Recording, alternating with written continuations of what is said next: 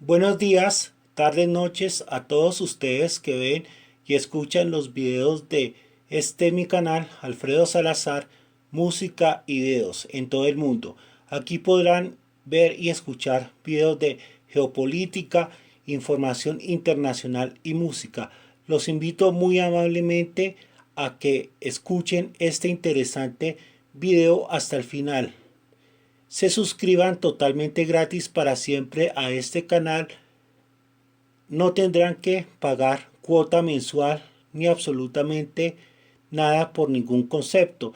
Suscríbanse si no lo han hecho todavía. Todo es absolutamente gratis aquí. También los invito a todos ustedes a que activen la campana de notificaciones y seleccionen la opción todas para que se enteren cuando yo publique nuevos videos. Bueno, en esta ocasión les traigo un tema interesante. Es sobre Colombia, la República de Colombia, república que andina y caribeña que queda en una situación geopolítica estratégica, ¿no? Es, es sobre su presidente eh, Gustavo Petro, que cumple 5 años de gestión, ¿no? Que sucedió a Iván Duque, quien llegó a la presidencia con una controvertida elección donde muchos dicen que hubo fraude electoral. Bueno, aquí les traigo los aspectos más importantes de estos 5 meses que se cumplieron el, el pasado 7 de febrero de este año. Bueno, primero que todo hablaré de los asuntos más importantes en materia interna, ¿no?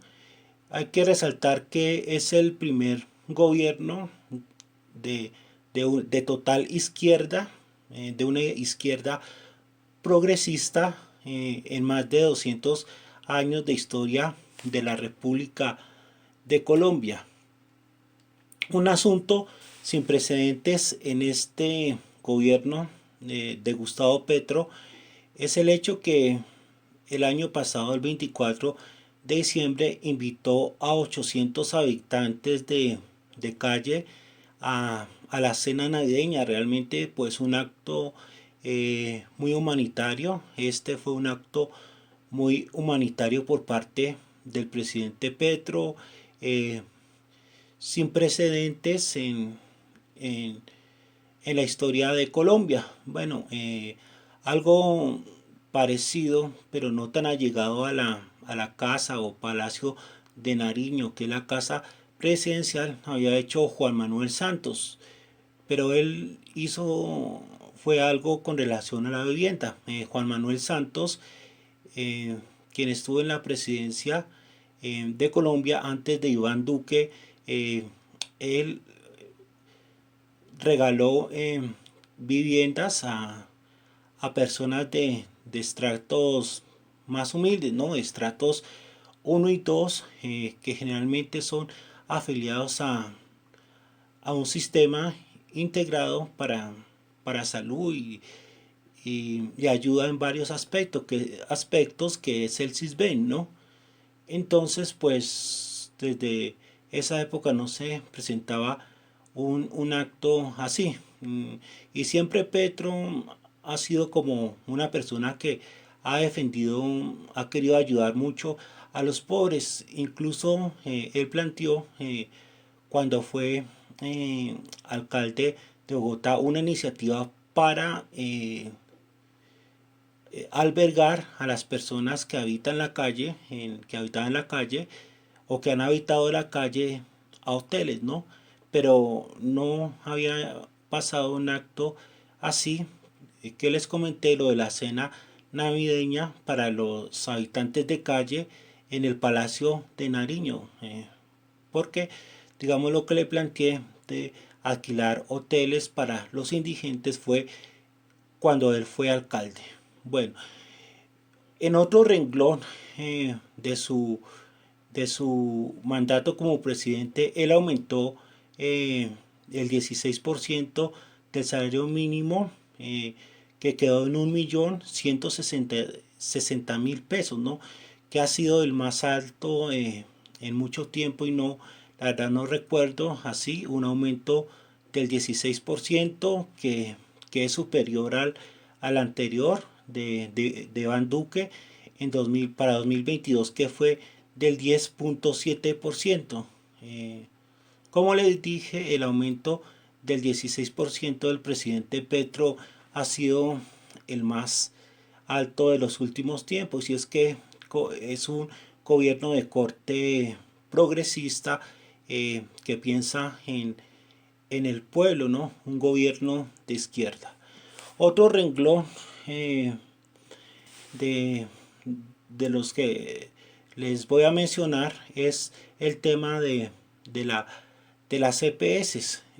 Petro, el presidente actual de Colombia, ha buscado una reestructuración de las EPS, ¿no? Porque se habla de mucha corrupción en dichas EPS. ¿Qué son las EPS? Son entidades promotoras de salud. Se ha hablado de un fondo, perdón, de una entidad del gobierno pasado, cuando estaba Iván Duque, que tenía los dineros de dichas EPS, pero habían desfalcos y era corrupto. Otro, otra parte del dinero era administrado por las CPS, ¿no? Una situación muy triste, muy lamentable que pasó en Colombia fue la liquidación de Medimás por la no entrega de medicamentos a los pacientes y la no asistencia a tratamientos, por lo cual murieron muchos. Entonces, esa EPS Medimás, una de las más corruptas, por no decir que la más corrupta, fue liquidada el 14 de marzo del año 2022, y en ese entonces, cuando estaba el presidente Iván Duque, se enviaron a muchos usuarios a otras EPS. En el gobierno de Petro, después del 7 de agosto, otro hecho importante es la ayuda a las madres cabeza de familia, otra de las iniciativas que había tenido el presidente Gustavo Petro desde que era candidato a la presidencia de la República. Un bono de 500.000 pesos colombianos mensuales, equivalentes a poco menos de un salario mínimo, pero que realmente para las clases menos favorecidas y también incluso para la clase media es una buena ayuda, una ayuda significativa. Otro hecho que ha tenido importancia en estos 5 meses del gobierno de Gustavo Petro ha sido la implementación que se quiere hacer de la cédula digital, una cédula digital para mayor seguridad, pero que desafortunadamente va a salir eh, el dinero para pagarla del bolsillo de todos los colombianos. Una piedra en el zapato, por decirlo así, o un tema difícil para Petro, hablo de otro, ha sido lo del Metro de Bogotá. Ha habido choques con la alcaldesa Claudia López porque se contrató a una empresa china para hacer un metro elevado. O sea, la idea es trabajar sobre lo que ya está, ¿no? La idea que tiene la alcaldesa Claudia López, pero el presidente Petro ha dicho que ha querido cierto sector del metro de Bogotá. Recordemos que Bogotá es una de las pocas ciudades de Latinoamérica que todavía no tiene metro. Entonces Petro ha dicho que un sector del metro sea subterráneo, porque se daña la arquitectura de la avenida Caracas, Entonces, él ha dicho que si se hace todo el metro elevado, 3 generaciones no le perdonarían haber hecho eso, ¿no? Muchos han visto la propuesta del presidente Petro de un trayecto del metro subterráneo como algo innecesario porque generaría sobrecostos porque el metro saldría por mucho más de lo que se planeó, saldría por 17 billones de pesos. Bueno, a ver, en materia internacional, recientemente el presidente Gustavo Petro asistió a la reunión de la Comunidad de Estados Latinoamericanos y del Caribe, la CELAC, que se celebró el 24 de enero de este año 2023. Entre los asuntos más relevantes expuestos en la rueda de prensa del presidente Gustavo Petro, eh, voy a decir lo siguiente, hay que recordar, tengo que recordar antes que se acordaron o se trataron en esa reunión de la CELAC 111 puntos. Bueno, en la rueda de prensa lo más importante es de lo que habló el presidente Petro en dicha rueda de prensa de la reunión de la CELAC, Comunidad de Estados Latinoamericanos y del Caribe, fue de lo siguiente. Primer aspecto, Petro afirma que Colombia es un país neutral en la guerra entre Rusia y Ucrania. Se refirió al armamento para Ucrania, ¿no? Todos sabemos que Estados Unidos ha tenido la idea de buscar armas de origen soviético, es decir, los estados que aún conservan armas soviéticas las donen para Ucrania. ¿Por qué? Porque las armas soviéticas son entendibles para manejar por parte de los ucranianos.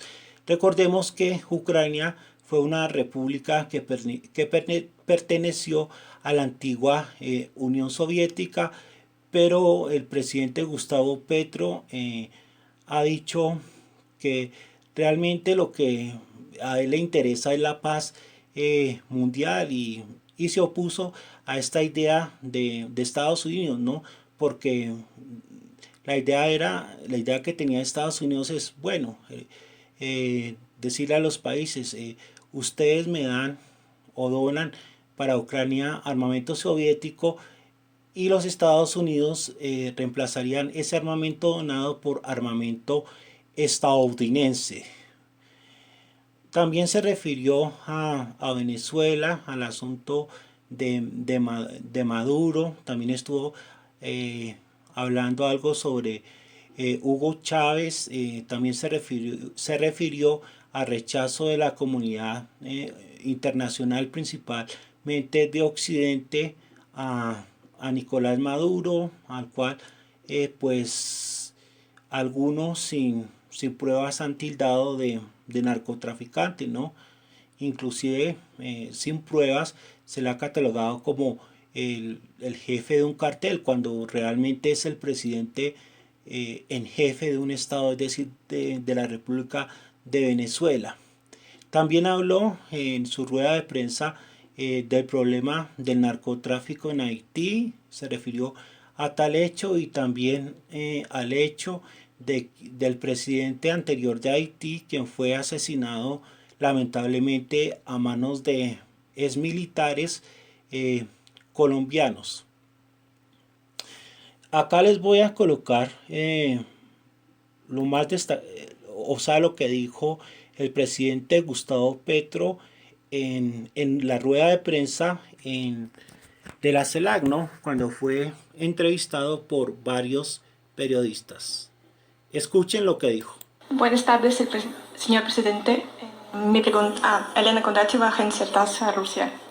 Quería preguntar, la semana pasada la jefa del Comando Sur de Estados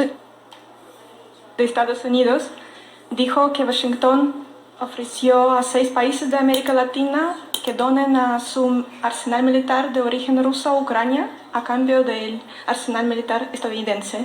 ¿Qué opina usted sobre la idea de involucrar a América Latina en conflicto de manera directa? Y si Colombia ha recibido esta propuesta, ¿cómo sería su respuesta? Colombia, en los años que han pasado, no en mi gobierno, compró material de guerra ruso, helicópteros, etcétera, para sus propios fines al interior del país. Ese material está ahí. Tiene problemas de sostenimiento porque la asistencia ahora es imposible para arreglar, para cambiar partes, etcétera. Y en alguna conversación con la señora Richardson y otras personas de Estados Unidos, ellos me pidieron que para solucionar el problema de nuestra incapacidad de sostener esos elementos activos, se los entregásemos y ellos se los llevaban a Ucrania. Yo le dije que nuestra Constitución tiene como orden en el terreno internacional la paz. Y así quedara eso como chatarra en Colombia, no entregábamos las armas rusas para que se llevaran eso a Ucrania a seguir una guerra. No significa que no estemos preocupados por una agresión. Nosotros ya como movimiento político incentivamos que en el Tratado de Roma, del que no hace parte casi ninguno de ellos, la Corte Penal Internacional se elevara a delito internacional la agresión. Y sostenemos aún esa posición. La agresión debe ser un delito internacional. La realidad del conflicto actual en Europa, en el mismo sitio donde los nazis mataron 20 millones de personas en la Segunda Guerra Mundial, nos hace, fue lo que propuse en la reunión, que América Latina, en vez de estar jugando a ver en cuál bloque militar queda, si ruso u OTAN, etcétera, lo que debe exigir antes que nada es la paz. El que se construyan los diálogos pertinentes en los escenarios pertinentes para que esa guerra se acabe. No estamos con ninguno, estamos es con la paz. Y por eso ninguna arma rusa existe hoy inservible. Nuestra tierra va a ser usada en ese conflicto. CNN. Buenas tardes, presidente. Nicolás Gallardo, mi nombre. Le quiero preguntar específicamente de cómo van las gestiones por parte de su país y de otros bloques con respecto a Venezuela en el marco de la intención de que pueda retornar al sistema interamericano de derechos humanos, como así también a la comunidad andina de naciones. Gracias. Es una solicitud que le he hecho personalmente. Ya había hablado de lo que significa el sistema interamericano. Le he hecho al presidente Maduro. Cuando Chávez sacó a Venezuela del sistema interamericano, siendo yo amigo de Chávez, con unos 200 integrantes activistas de derechos humanos de América Latina, le escribimos una carta solicitando que no sacara a Venezuela del sistema interamericano de derechos humanos, que obviamente tiene fallas, influencias, el poder político logra influir sobre decisiones de la Corte Interamericana. Pero es nuestro sistema el que hicimos, lo hicimos latinoamericanos, pues ya la mayoría muertos.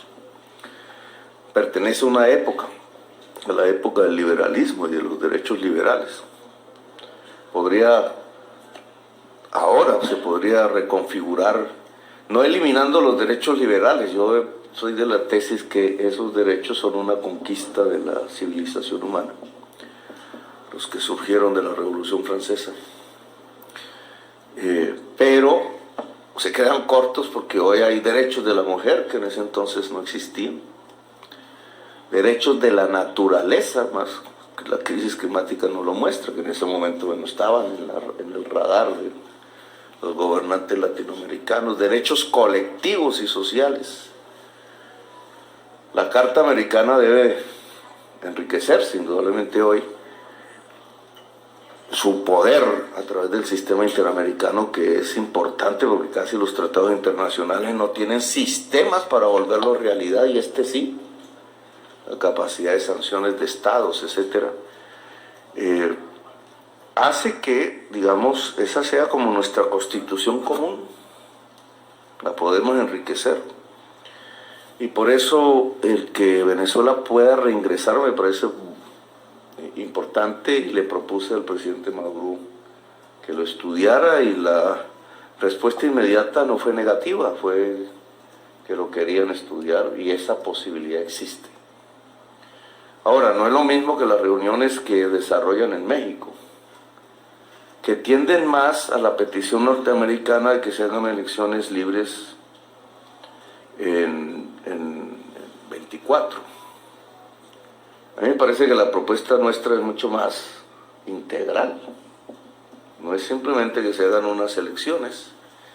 Es difícil que se hagan unas elecciones con garantías si uno de los participantes posibles tiene 15 millones de dólares como precio por su cabeza. Pero yo creo que es más completo, porque incluye las elecciones y las garantías, es que Venezuela ingrese al sistema interamericano de derechos humanos.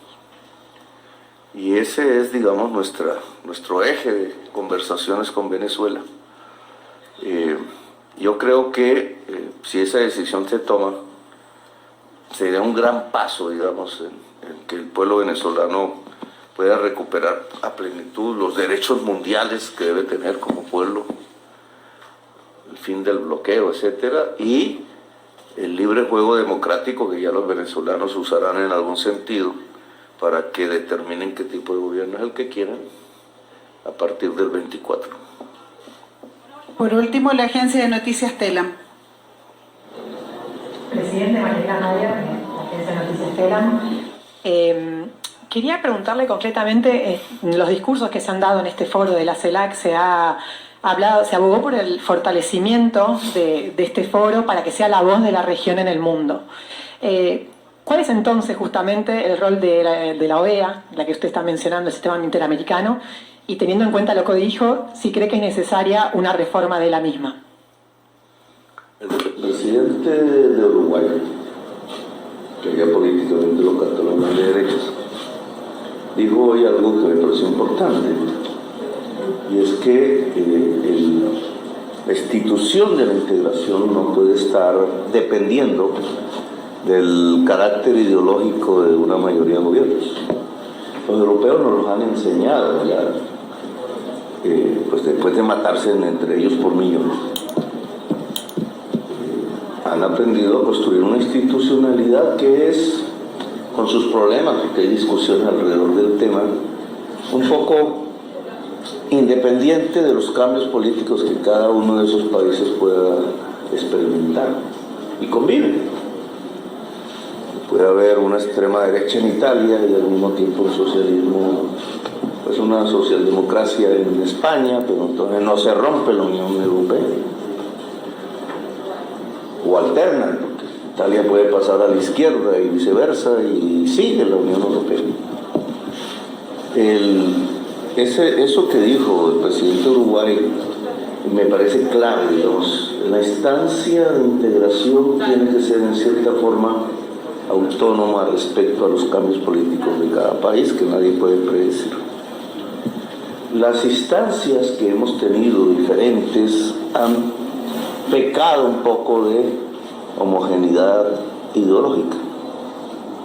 Entonces, si está la mayoría en las izquierdas, entonces existe, pero si eso cambia, entonces deja de existir. Y así no se puede hacer una unidad, una integración. El Grupo de Lima, por ejemplo, del que hacía parte Colombia, no existe, porque todos sus gobernantes ya no están, y eran de derechas todos. Y lo que buscaban era la caída del gobierno venezolano, y eso, pues obviamente, si los países variaban su conducta, pues desapareció. No existe hoy. La OEA ha cometido, siendo una institución de mucho más peso, digamos, y tiempo, en el último la última etapa decidió fue vincularse a ese mismo tipo de parcialidad ideológica. Por el cálculo de mantenerse en la Secretaría, o en el poder de la OEA, entonces, si los tiempos giraban a la derecha, lo que decidió fue atacar gobiernos que estaban en el ala de la izquierda. Terminó fue ocupando golpes de Estado y la confianza se desplomó. Hay que discutir si la OEA se puede refortalecer. La OEA es diferente al sistema interamericano, es un tema. O esta instancia, por la cual yo apostaría más, la CELAC, que también, si logra ser autónoma respecto a los cambios políticos de cada país, a lo mejor en Colombia otra vez un gobierno de derecha, ¿sí? Y eso no significa entonces que se tenga que salir de la CELAC, sino que allí haya un proceso que nos vincule independientemente de nuestras transformaciones. Yo creo que la CELAC hoy deberíamos considerarla como el verdadero espacio de integración latinoamericana.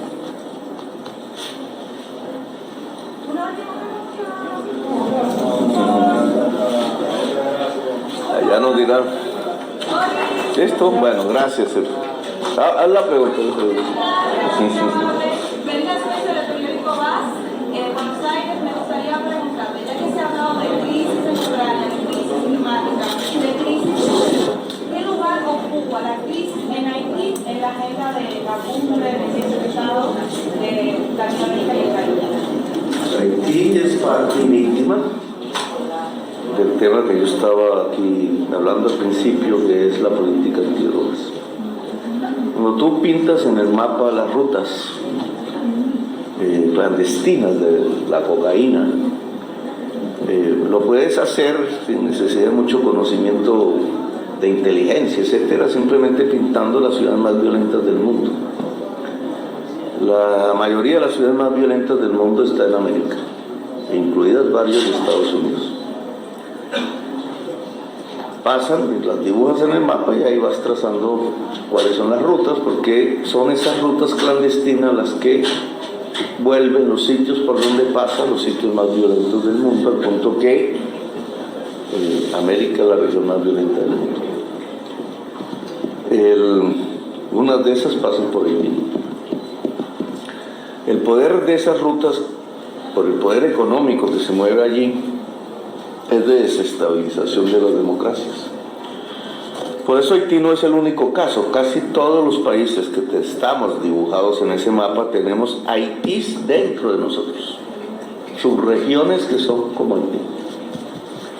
Lo que pasa es que ya hay un Estado que completamente ha terminado vulnerado por estas circunstancias.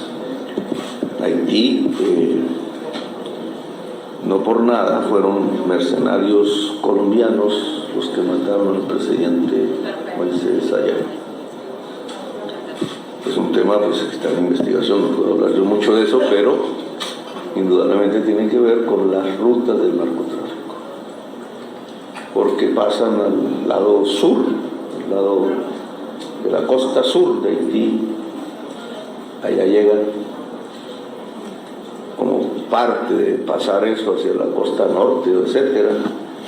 Entonces meten armas, arman bandas, etcétera, y bueno, ya tienes una situación de desestabilización tal que no fue posible que la propia fuerza pública de Haití defendiera a su presidente. Y el caso de Haití, digamos, en el contexto, su estabilización democrática pasa por un cambio de la política de drogas, igual que la paz de Colombia. Y podríamos hablar de ciertos temas más en Centroamérica, etcétera, pero lo que sucede en México y lo que sucede en la frontera, lo que sucede con la migración, porque los éxodos, como bien dijo el Papa Francisco, casi que al comienzo de su papado, los éxodos construyen las nuevas esclavitudes. Yo al principio no entendí mucho esa tesis. Fui a una conferencia ya en la universidad, una universidad que tiene el Vaticano, lo explicaron. Pero ahora que veo el tema de la migración venezolana en Colombia, este tema de las drogas, etcétera, es clarísimo que el éxodo va a aumentar en el mundo por la crisis climática. Es utilizado de tal manera que genera las nuevas esclavitudes. Las mujeres que son conducidas a mecanismos de la prostitución, muchas venezolanas han muerto asesinadas en Colombia. Los niños que son llevados al trabajo esclavo, en el caso colombiano, hombres a trabajos forzosos en la producción de cocaína. Si ese éxodo sigue hacia Centroamérica, hacia México también, todo eso ocurre. Y entonces mucha parte de la población que hoy está en éxodo es de Haití, incluso ya por los procesos que se están dando en Venezuela ahora es mayor el de Haití que Venezuela. Y todo esto tiene que ver con una desestabilización de los estados, de la democracia, que es producto de un tipo de políticas antidrogas que ha fracasado y que está produciendo estos efectos y que hay que cambiar. Bueno,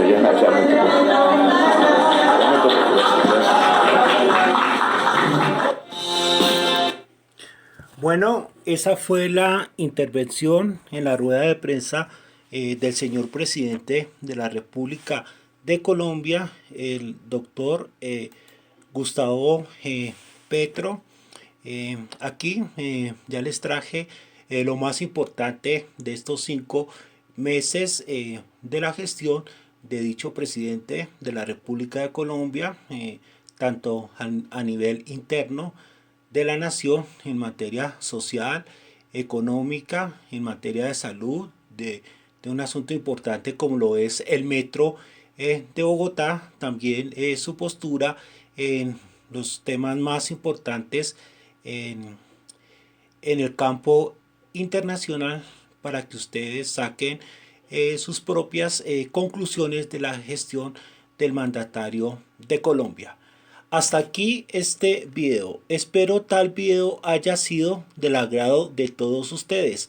Para los que no se han suscrito, no olviden suscribirse a mi canal, y para todos ustedes los invito a activar la campana de notificaciones y seleccionar la opción todas para que, como les dije, se enteren cuando yo publique nuevos videos. Muchas gracias por su atención. Que tengan un excelente resto de día.